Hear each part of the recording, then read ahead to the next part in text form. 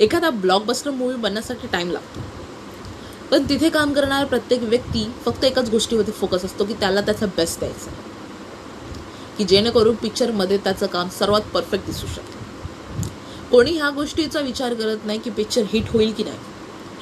त्यांना फक्त एवढंच माहीत असतं की त्यांना त्यांचा बेस्ट द्यायचं, म्हणजे होईल ते होईल. रिझल्टचा विचार ते कधीच करत नाही. सेम सक्सेस स्टोरीमध्ये लागू होतं. सक्सेस स्टोरी जेव्हा तुम्ही बनवता, तुमची सक्सेस स्टोरी कशी असली पाहिजे हे तुम्ही घडवता. तुम्ही स्वतः तुमची स्टोरी बनवता. पण हे सगळ्यांना माहिती आहे की जर मी सातत्याने काम केलं न थांबता, तर आज नाही तर उद्या सक्सेस मला भेटेलच. पण त्या कन्सिस्टन्सीने काम करत राहणं हे तुमच्या हातात आहे. जर तुम्ही तुमचा बेस्ट नाही दिला ना, तर तुमची सक्सेस स्टोरी कधीच नाही बनू शकत. तर स्वतःचा बेस्ट द्या, स्वतःच्या कामावरती फोकस करा आणि स्वतःची सक्सेस स्टोरी बनवा.